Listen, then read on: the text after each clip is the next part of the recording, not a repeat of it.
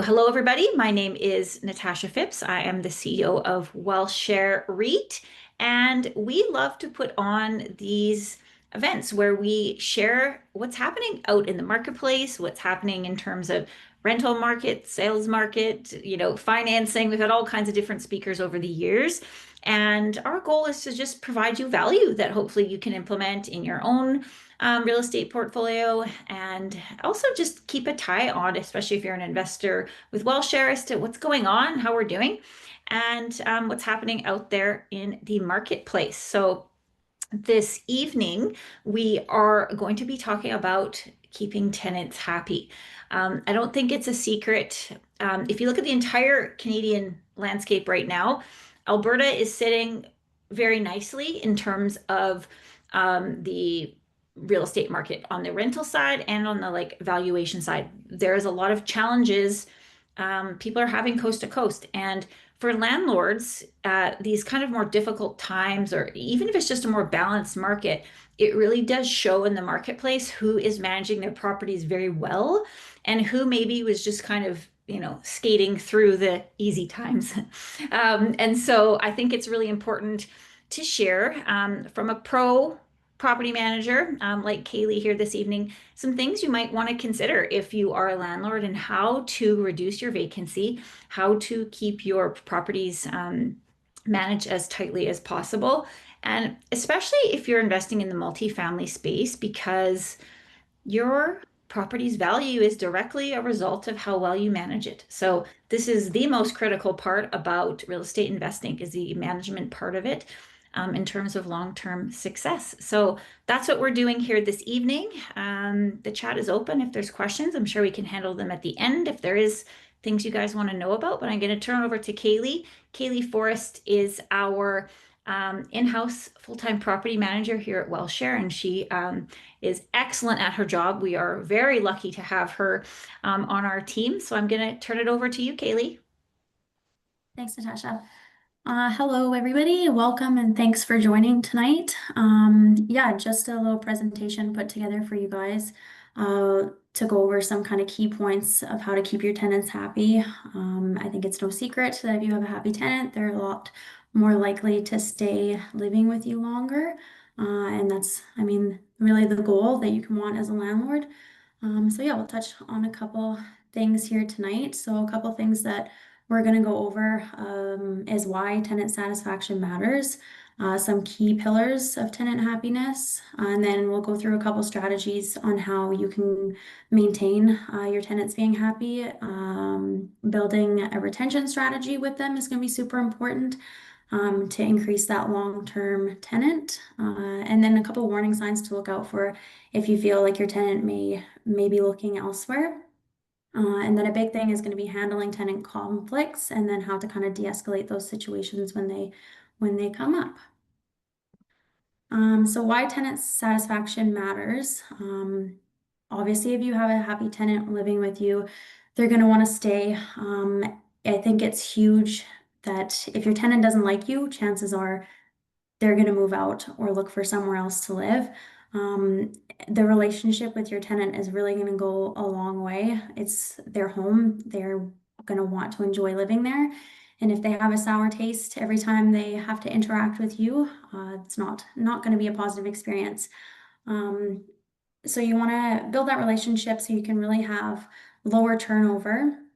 If you have long-term tenants that you can really keep in the building, it's going to drastically lower your vacancy loss for turning over those units, for advertising costs, all that kind of stuff that comes with finding a new tenant. So definitely want to ensure that your turnover is at a minimum.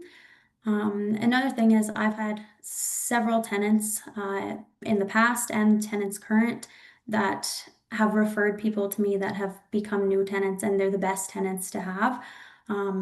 So it's definitely, you want that relationship, because I can guarantee you that if they have a friend or a family member or someone moving here, that they're going to say, hey, my landlord's great, really enjoy living here, really nice building. Why don't I give you their contact information, reach out and see if they have any vacancies. So I've had several tenants come into our buildings that way. And right from the get-go, it really helps form that relationship because they're already being introduced to you in a positive experience. So that's super important. And then you're going to build that foundation for your long-term property value as well. If you've got good long-term tenants in there that care about your property, value their relationship with you, they're going to be maintaining your property in a good condition. So that's what you want there. Some key pillars of tenant happiness. I would say the biggest one that kind of goes hand in hand here is to make sure that you are very responsive and communicate with them as much as possible. It really goes a long way, makes them feel valued and seen. So my rule is typically as soon as I get an email, if I can respond to it, I'm responding to it and definitely making sure that they're having a response within at the very most 24 hours. I think it's super important. They don't feel ignored. I think a big thing is even if you don't have an answer to their email right now, a quick 2-second email back to them, just letting them know that you've received their email, you're looking into it, and you're going to get back to them as soon as possible with the solution or what the next course of action is. So definitely, I would say always respond to every single email you get, even if it's just, hey, received your email, let me get back to you. Another one is timely maintenance. So nothing puts a sour taste in a tenant's mouth, I find, quicker than if they feel like their maintenance issues are not being handled and not being handled efficiently and in a timely manner. So it's super important to have a team of whether it be contractors or handyman or a relationship with those people that you have that good relationship and you know that they're putting in the good job and that they're gonna respond and be there and you can arrange that quickly through them. Even if it's, okay, we're gonna come out and look at it today, maybe today is not, we can't fix it right this second, but at least they know that it's being looked at. So that's super important. A clean and safe environment as well. Tenants, they don't just live in your building, it's their home, it's their life, they want to be proud of where they live. So I think it's very important to make sure that you're doing inspections of your property regularly. And just make sure that you're catching anything that may need to be cleaned up or fixed or any kind of thing that might need to be addressed as quickly as possible. Obviously, it's great if you have that relationship with your tenants as well. They're also, as soon as they see it, might send you an email so you can get to it even quicker. But if you don't have that positive relationship, chances are no one's reaching out to say, hey, I know you might not be around today, but this is going on or so and so. But if you really build up that relationship with your tenants, I can guarantee you have people that value the property just as much as you do, like it's their own. So I think that's very important. You want to treat all your tenants with a level of respect and professionalism. I find a lot of tenants maybe feel landlords think, look at them as just a business, and you don't want that. Make sure that they never feel like that from you. So show them that respect. And then another important one is your fair and transparent policies. I think it's super important to always have it clearly outlined in your lease, what the rules and policies of your building are, what the expectations are. Make sure it's set out very clear of what the tenant can expect, and then there's no confusion or no disagreements down the line if anything does come up. So some strategies that work well for keeping your tenants happy are going to be, you want to make their life as easy as possible. And in the long run, that's going to make your life easier. So I think it's important to have, make rent payments easy, whether it be, I would say it's always a good idea to maybe have a couple options of how they can pay their rent, and at least an easy one. If you are only accepting checks, it's probably not easy for a tenant nowadays, especially to do that. So offer online rent payments. Couple of things there, online portals, there's plenty of them out there to make their life a little bit straightforward.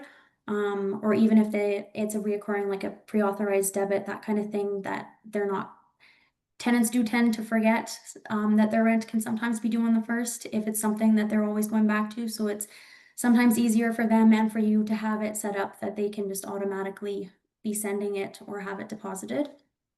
Maintenance portals are a good idea for your tenants and for you. It's easy to keep track of things. You've got a paper trail, things aren't getting lost. If you have a system that's set up for a tenant to submit a maintenance request easy, and then for you to add comments to it that they can see as well, it streamlines the process. Yeah, if you want to also make sure, super important, you're conducting routine property checks. So I would say minimum once a week. I mean, depending on the property, if there's common areas and stuff, you should definitely be there at least once a week, doing a full walk around of all the space, outside, inside, everything, just checking that everything is in good condition, and that there's nothing that needs to be addressed, and if there is, handling that as quickly as possible.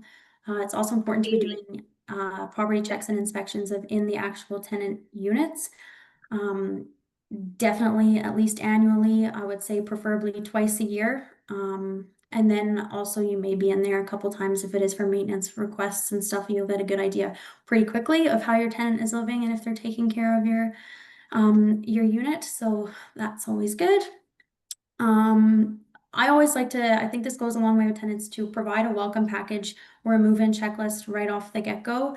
So as soon as I approve an application, I'm sending a tenant a detailed email step by step of what their next steps be for how to send a deposit, what they need to set up, how they need to do that, and what they can expect coming up to move-in day, and all those kind of things. It takes away any confusion. Again, sets things straight from the beginning that the tenant knows what to expect, and then you know that they're aware and it's going to make things easier for you and them. So definitely a detailed email package that you can give them on move-in day, just letting them know what it is that they need to do, if it's booking an elevator, if how to schedule the move-in, and what they can expect afterwards. Always a good idea. Same with the tenant feedback loop. I think you should not be moving a tenant in and then that's it, you're done. I think it's important to have consistent follow-up. I always like to send an email to my tenants a week after move-in and just asking them how the move-in went. Make sure everything went smoothly with them. If they have any questions, any concerns, that they can address that with you. And then again, it just lets them know that you care. It's not like, okay, perfect, they're moved in, forget about them, the unit's filled, that's all that matters. So I'd send definitely an email to them about a week after they move in, check in, and then just continuously throughout their tenancy, check in with them, see how everything's doing. There is a lot of tenants who do give feedback regularly without you having to do it or submit maintenance requests, but there's also a lot of tenants that don't. And you might think because you don't hear from them, everything's well. That's maybe not necessarily the case. I've definitely had times where we've had even extensive water damage in a unit from a leak on the roof and was never reported. So you think things might be going well, but they can be, I mean, a little bit of maybe misstep there. So it's important to check in. Also why it's important to do those inspections. Yeah, and I mean, as long as you're especially doing your inspections and they're consistently at the property, you'll run into that tenant, and it's always nice to see them in person and say hello. And then also that they can see your face and you're not just somebody via email that's never around. It's good for them to see you and know that you're there and you do care. A couple perks that help, especially in this market now where it's a lot more balanced. It's not so easy to just have a vacancy and fill it instantly. So a couple things to maybe do there is offer free Wi-Fi for a couple months or for the term of the tenancy if you are in a big enough building that you can get promotions going and stuff like that. Move-in incentives are a huge thing now. So whether that be a reduced deposit, a move-in credit, those kind of things. I like to do a move-in credit and kind of advertise it as let us help pay for your move. So that's a good one there. Another big thing with tenants is community events. I think it goes a long way if you are able to host some sort of, whether it be like a summer barbecue or pizzas or a morning coffee for tenants to drop in as needed. Obviously, they don't need to attend, but it's something that you're putting on for them in the building. That I think it goes a long way. It shows that you value them and it gives you that time to get to connect with them on a lot more of a personal level, rather than it always being something to do with something going wrong or something like that. So that's always nice.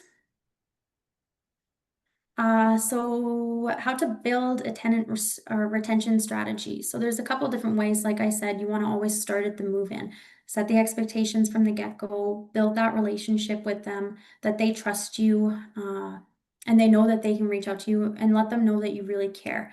You want your tenants to feel like they can reach out to you and it's not going to be an argument or it's not going to be a battle or confrontation or something. Like you'll probably have lots of times where a tenant may be struggling to pay rent, or any kind of things. Lots of things happen in people's life. We're all aware of that. So I think it's important to really view your tenants as human and not as that business only strategy. So just let your tenants know that you're there and you're willing to work with them through things. And just set out that expectation and let them know what's expected of them. And you guys can work on a lot of things together and it'll just make things a lot easier. I think annual lease renewal incentives are a big one. Again, especially when things are a lot more competitive now, you want your tenants to stay. And chances are your tenant doesn't want to move. People don't like to move every year. A lot of people would like to be able to stay. So things to offer, a couple of renewal incentives for me. I always reach out to my renewals 90 days in advance. So send them a renewal notice at the 90-day mark, and then 60 days, and then a 30-day final reminder. So a good way that shows your tenant they're appreciated and also helps you get that renewal signed quicker is I like to, when I send the 90-day renewal notice to them, I'll put in there, oh, if you renew now within the 90 days, you'll get $100 or $200 or whatever it is that you're comfortable with offering off the first month of their renewal rent. And then you could leave it at that, or you could do, okay, $100 off if you renew at 90 days, $50 off if it's the 60-day mark, and then 30 days, that's it. So it does help them. If they are wanting to sign, then they'll really more jump on that ball and you can have that taken care of a lot quicker than kind of dealing with stragglers coming up to the end of their term. Offer rent discounts or incentives for long-term tenants. Another thing we like to do is maybe prepaid visas for longer-term tenants. Like we've had a couple tenants living with us for 3+ years now.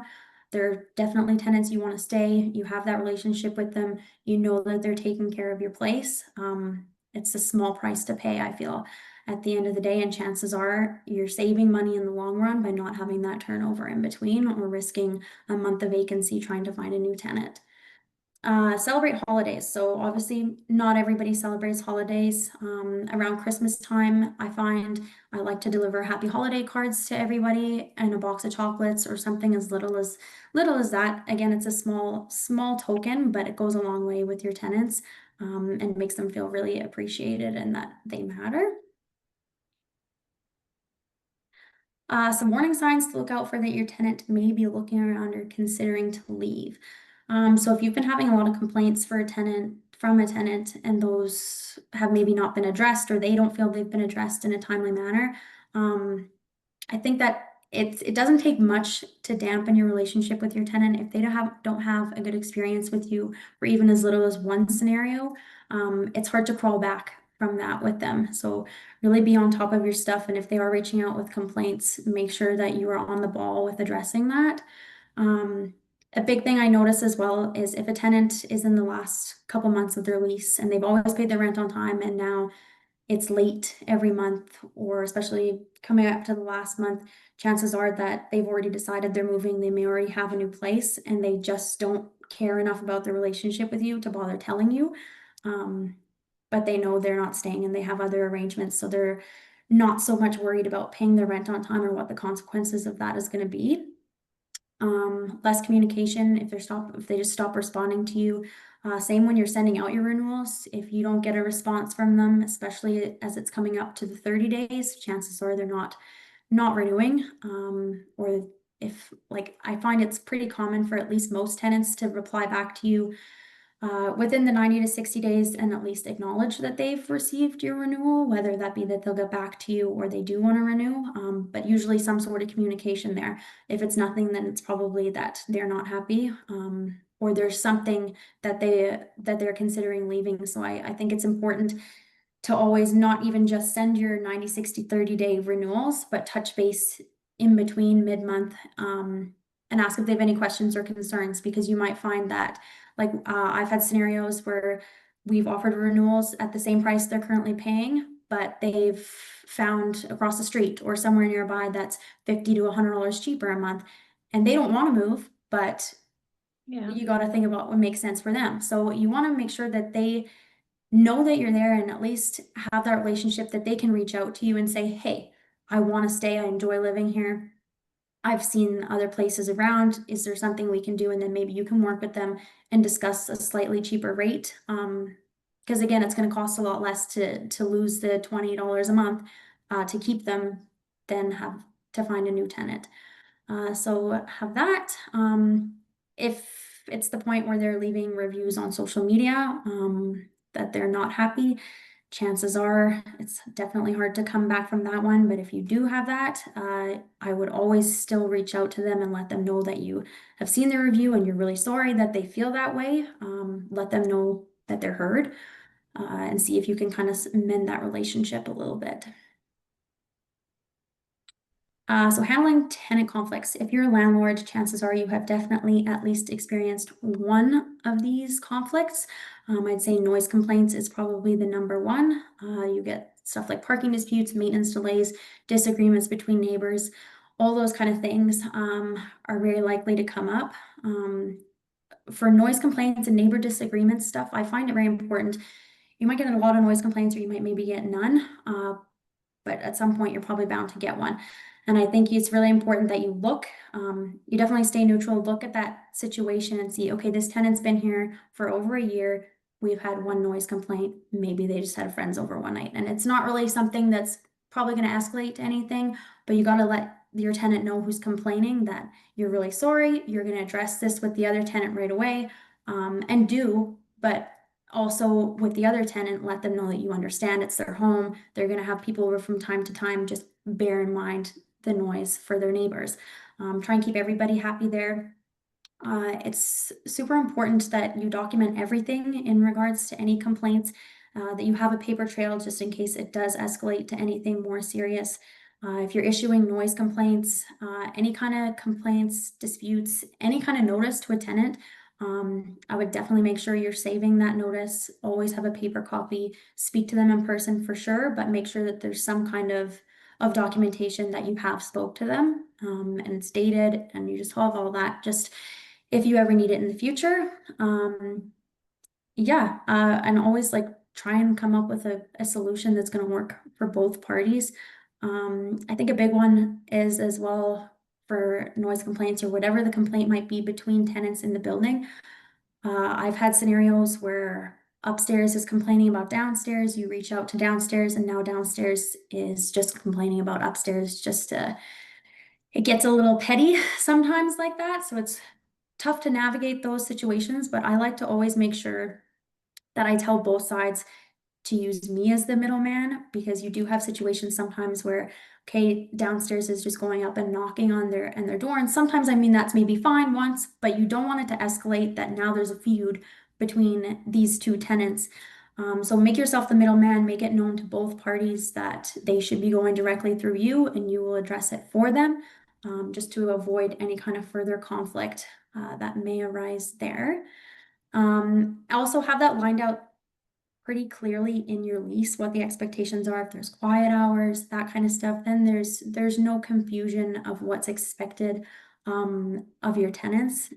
So yeah, it's always good to kind of have a straightforward lease that lines out the terms clearly, and then you can kind of default back to that. Yeah. So some de-escalation tips that might come up: always stay calm. Let them know that you understand their frustration. You understand why they're feeling the way they are. I think that's super important. You don't want to come across as that you don't care, or it's not really that big of a deal, or you wouldn't think it's a big of a deal. Let them know that you understand, you're there, and you want to help them be as comfortable as possible and enjoy living in their home as much as you can. I think it's always a good idea, if they're sending you an email or whatever it is, reply back to them, ask them if there's a time that works for a phone call or to meet in person and you can kind of speak face to face. It kind of sets, I think, a lot of times over text or email, sometimes the tone can be misread and stuff. So definitely a phone call or in-person meeting. Again, it shows them that you care that much more, and that you guys can really both be on the same page. So I would definitely recommend that. If you are doing that, again, with a paper trail, have that phone call, have that in-person conversation, but I would always send an email afterwards and say, so great talking to you as per our conversation, and just a little recap of what you guys talked about, that if anything ever does happen, you do have that to fall back on. Yeah, that's that. So definitely good there. Yeah, does anybody have any questions at all? That was awesome. I have a few things I wrote down, but there was Mhm. a good question here from Angel. And Angel, I'm assuming are you in Alberta, Angel? Yes, I am. Okay. I don't know if you want to cover this, Kayleigh, or I can, but we we always do fixed term contracts. So the question um, is it a common practice to have annual renewals? So 1 year fixed term. She's saying she does hybrids. She does 1 year fixed term and then she automatically converts to month to month. So there is some pros and cons we can maybe discuss. That's a really good question. Yeah, definitely. I mean, it depends on your situation and what you're looking for. I typically do 12-month terms, depending when the lease ends. If the lease ends then in the winter, I will offer a 6-month term to kind of get you to that prime time summer to make things easier to re-rent. Also depends on your situation and your relationship with the tenant. If it's a tenant that you have a really good relationship with, you'd be more likely to work with them. We personally don't do month-to-month leases just because you don't have you don't have as much stability, I guess. You don't, they can reach out and give you their notice that they're moving out at the end of the month or with their 30 days notice. So it makes things a little bit trickier there. That's just kind of one of the reasons why we personally prefer a 12-month or at least a 6-month term. Just then, kind of you have as I find it easier maybe to manage with bigger properties and portfolios, but I think it really comes down to um, personal preference and what kind of works best for what you're kind of looking for. The other thing, Angel, so kind of putting on my realtor hat here, we do not recommend month-to-month leases ever, for the sole reason of the restrictions of how you can end a month-to-month tenancy are significantly different. So the benefits of a fixed term contract is it's fixed. It's like start, end, everyone's in agreement, and then we can decide what to do at the end. But when you have a month-to-month lease, there's specific reasons why you can end a lease. And one of them being like if you don't have a good relationship with this tenant, that's not a reason not to renew.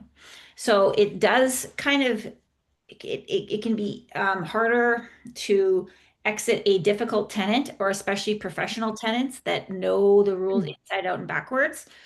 So for example, a lot of people think if I'm going to do a renovation on a month-to-month project lease, I can just give them, 90 days notice. And it's actually a 12-month notice, 365 days in Alberta for like doing major renovations to end a month-to-month tenancy. So it's just a little bit harder to end the tenancy. It has to be for sale of the property, renovations, or you are moving into the home yourself, or like you're going down the path of an eviction potentially. Whereas on a fixed term, you can just choose not to renew. Thank you. Those are great points. Yeah, hopefully that helps. It Um, does. And the reason I asked if you're in Alberta, because in Ontario and BC, it actually automatically does that. There is no option to renew a fixed term. The fixed contract automatically goes to a month to month in Ontario and BC, as far as I know. I'm not licensed in those provinces, but I've heard a lot of stories. And so it really takes the um, choice out for the landlord, actually. So just something to consider. And if you do ever want to sell your property, I'd really recommend putting in a fixed term lease on there. But that's a really good question. I had a So couple. basically, Yeah. there are pros and cons to it. Yes, I highly recommend fixed term. I don't see the benefit to you as the landlord anyway. Of course, it's benefit for the tenant that they can give shorter notice to exit, but the risk is significantly higher on the landlord side in terms of trying to get rid of like is they're going to be a tenant that always pays their rent on time, but they are terrible to deal with, or they're really rude, or they're just not nice people, or they're challenging for your other tenants next door, or whatever it is. And you need a valid reason to end the month-to-month tenancy, not like the fixed term where you can just choose not to renew. So yeah, that's a great question though. But if you ever need help or you have more questions, please always feel free to reach out. We're always here to help as well. What was I going to point out? The one thing, well, a couple things I really want to highlight that Kayleigh said is that tenants are your customers. Like when we're customers and we go in for a service of any kind, we want to be treated like customers, right? We want to be treated fairly and nicely and with respect. And it's the same, thing as your tenant. So the relationship, the amount of time Kayleigh spent talking about the relationship with the tenant is really fundamental to the success that she has in her tenant retention. So I really, really like that. Um, Kayleigh, I was going to mention when markets are like rental markets are really tight and it's competitive, a lot of people don't accept pets. And now that it's, more competitive out there in terms of like getting a good tenant, would you recommend allowing pets now as a way to have a broader audience? Yeah, absolutely. I have always allowed pets. Of course, you can have maybe some restrictions, especially if it's an apartment or a smaller space. But I think it really opens up the pool for potential tenants like massively to if you weren't. Another thing with that is there's a lot of people out there who might allow pets, but they have an insane non-refundable pet deposit, and it's just not really realistically affordable. Even speaking personally, I remember a couple years ago when I went for myself to look at an apartment, they had a $1,500 non-refundable pet fee for a cat, for one cat. And so it's just like a little bit crazy like that. I mean, especially now, it's so common that the majority of people you meet have some kind of pet.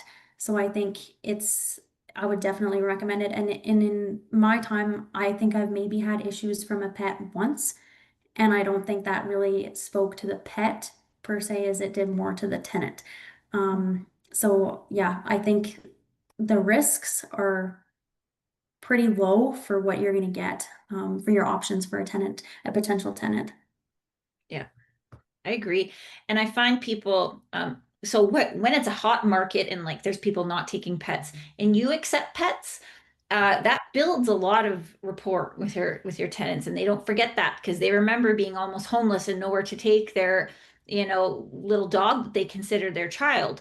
And took that shot on them, and you need to outline everything in your lease and be smart and ask questions and limit the amount of pets and all that kind of stuff. But it does build a level of trust and confidence in you. And I've had tenants stay 5+ years because like we don't want to risk moving and not having a place that will take our pet.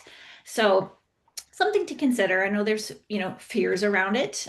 In Alberta, you can legally either accept a pet deposit, like Kayleigh mentioned, or what we do is we take a monthly pet fee on top of the rent. Now, if the market gets slower, you may waive a pet fee as part of negotiations potentially, but we prefer the pet fee over the pet deposit for a few different reasons. Just financially speaking, it's better from a cash flow perspective, but it's you can choose one or the other in Alberta. You cannot legally do both. You can't take a deposit and then pet fee. So, any other questions in there? The other thing I was going to ask was or just mention was, the the tenant kind of experience when you're meeting a new tenant, like they're getting to know you just as much as, the other way around, especially when they have lots of choice. So, even the way you write up your ad, like you see some ads, you can tell these are like really, restrictive landlords, and they're going to be kind of breathing down your neck and doing inspections, every 2 months or monthly or something like that. Like your tone, even in your advertisement, will steer people another direction. So think about if you were going to be renting this place, like how would your ad come across to you as the consumer? And because you'll attract obviously what you're kind of putting out there, but any kind of tips on that, Kayleigh, of like on the ad writing process if you are out there putting up an ad right now, things to be careful of or mindful of. Yeah, I think the more detailed, the better. Let people know so they're not wasting their time as well as yours right off the bat, what they can expect, what's included, what's not included. a little detail or summary of the building, just all those kind of details. And like you said, tenants or applicants and viewings and stuff, everyone is judging you just as much as you're making that judgment. So I always say from my first interaction doing a viewing with people, I am like 99% sure of whether they would be a good tenant to have or not. And I guess that would go both ways for them. So you want to make sure that I would be overly friendly, make them feel comfortable. I always like to give, one thing from when I've ever viewed places, I would hate if someone was looking over your shoulder as they're looking at it, and it kind of makes it a little bit awkward of an experience. So I always like bring people in, give them a quick run around of the place, and then kind of let them help themselves to look around as much as they'd like, and give them that time if they're with a partner or a roommate or anything to be able to kind of discuss that comfortably without having to worry about me standing there listening to what they're saying. Always make sure you have like valuable information to share with them of the neighborhood, any businesses, what's like kind of amenities in the building or nearby. Definitely makes the experience a lot better and lets them know what they can kind of expect with living there. Awesome. Yeah. All really, really good points. Any other questions? Is there any other questions? I'm going to share something as well in the meantime. But is there any other questions or thoughts, or is there any landlords here who are trying to retain or get a new tenant right now? Not really. I'm just going to share my screen here. The one other thing I wrote down was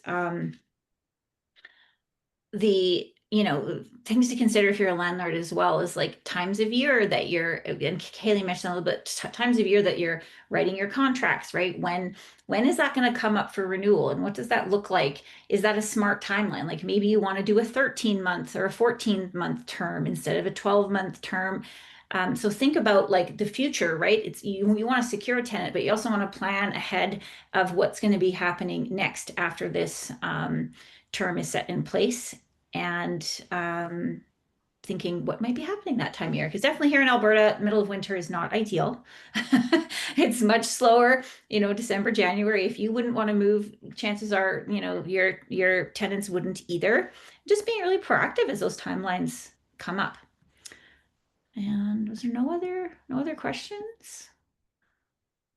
If there is, pop them in the chat real briefly. I'm going to give a quick little like 3-minute update on WealthShare.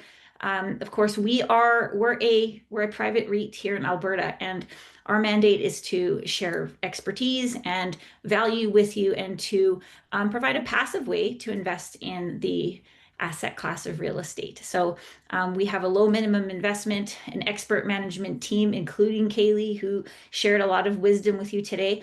And also, if you ever have questions or you need help on something, like we use us as a resource, please reach out. We'll, even if it has nothing to do with WealthShare, I'd rather you reach out and get some good advice, and maybe, some information you hadn't thought of in that way. So please feel free to reach out. We're trying to build a community here that is sharing good information and supporting each other in our real estate investing journey. So as a reminder, we now almost have 300 investors in WealthShare, which is really, really exciting. So there is a growing community here every single day. We're very close to that 300 mark. So we will hit that this year. We target a 12% passive return. And this is our results the last 2 years. These are audited returns. These are not our opinions. These are a result of appraisals and a 3-month rigorous process. So as time goes on, I can't wait to be able to have 5 years of returns and show what we are doing. But we are excited about how we are doing so far. 2023, we did 11.1%, and 2024 was 12.6%. So we actually outperformed slightly in 2024, and excited to keep growing. So if you're not familiar with us, just a few little highlights that I want to share in case you're considering us is we do have a low minimum to invest, a $5,000 minimum. So you invest the amount you want. I also find a lot of investors have random amounts in random accounts is what I like to say. They have registered funds that have random numbers in them. And so, but our point of the low minimum is to make this accessible. We want people to be a part of our community, to get started investing in real estate, whether they're established veteran investors who are looking for, good assets to put their capital into, or you're new to this space and you want to be a part of what we're doing here and learning along the way. You can invest cash or registered funds with us. We are eligible for that. And we're a ongoing open fund. So it's not like we're going to close our doors once we reach a certain point. We're an open fund that is doing long-term buy and hold multifamily real estate. So that's a little bit about us. The current unit price is $12.50. We did start at $10 going back when we first launched. So the returns that you get with a structure like ours can be a result of unit price or like share price, or something like you might think about dividends like a stock. For us, it's called distributions. And we would do distributions on an annual basis if they are available. So that's a little bit about us. Another thing to point out about us is our investors own 100% of our real estate. So it's, not my real estate and investors are investing with me. No, it's 100% of the real estate is owned by the investors. So that gives a high level of security, ideally, hopefully for our investors, that the assets are what is there to protect their investment in the long run. We definitely do have a lot of skin in the game as well in terms of getting WealthShare off the ground. And we have also personally guaranteed all of the debt that WealthShare holds. So we have a lot of skin in the game, but really it's in our investors' best interest at all times. And really we just want to be a conservative option to invest in real estate passively and privately and learn with us along the way. So if that is of interest at all, I am putting up a QR code to meet with us if you want to learn more about WealthShare. But that was kind of all I had for today. If anyone has any questions, though, we're happy to hang around and chat about whatever too. I see Angel has another question. So just about has an apartment sitting vacant longer than expected. I would definitely, I don't know if you've done it, but conduct kind of some sort of market survey to see kind of what you were listed for to what maybe similar ones in the area might be, and if there's others in the area that are offering kind of incentives. If you're not offering any incentives, I would definitely say it's probably worth it, especially now, to offer something, and look and see kind of around what buildings around you are going for, and then you can kind of compete based off that and just adjust your ad to be slightly better to kind of give you that upper hand a little bit. And yeah, like we said, definitely the pets, I think, will open your prospects greatly. And I'm always happy to share if you want kind of to see what like we put on our pet addendums for to kind of line out what the expectations are for having a pet in the property, and what they're responsible for there. So I'm happy to always share that, but I would definitely do a little bit of a market survey and see what's going on in the area, and see if you can tweak your ad a little bit, price wise, or by offering some sort of incentive.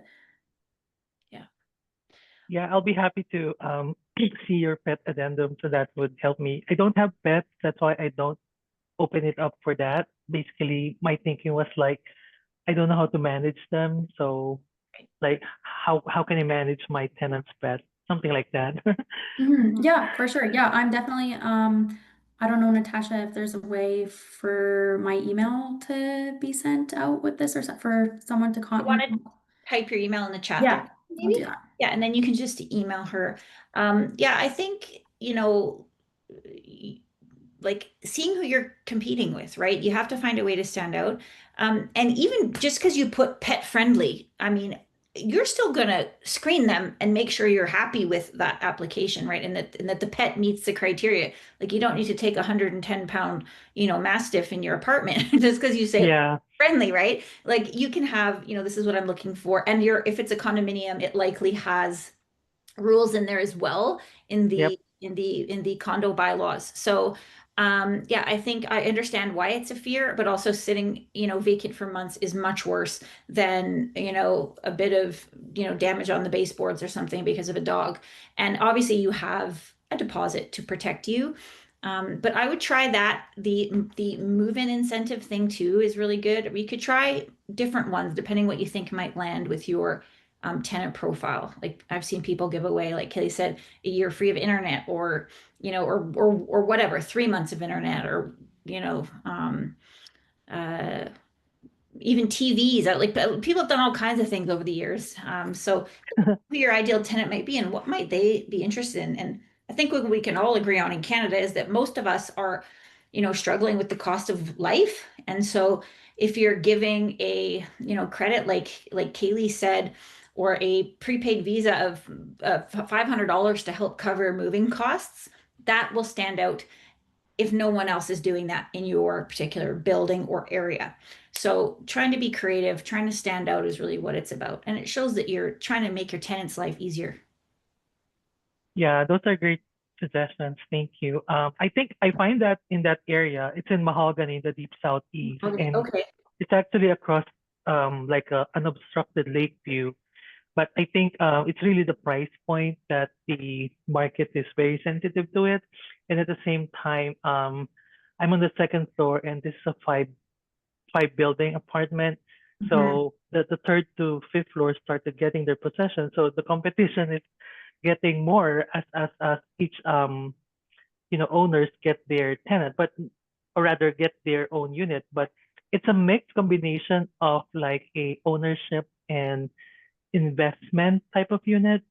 Yeah. So yeah, I thought I already had the advantage because I'm on the second floor, so I got my unit earlier than them, and I was pretty competitive already.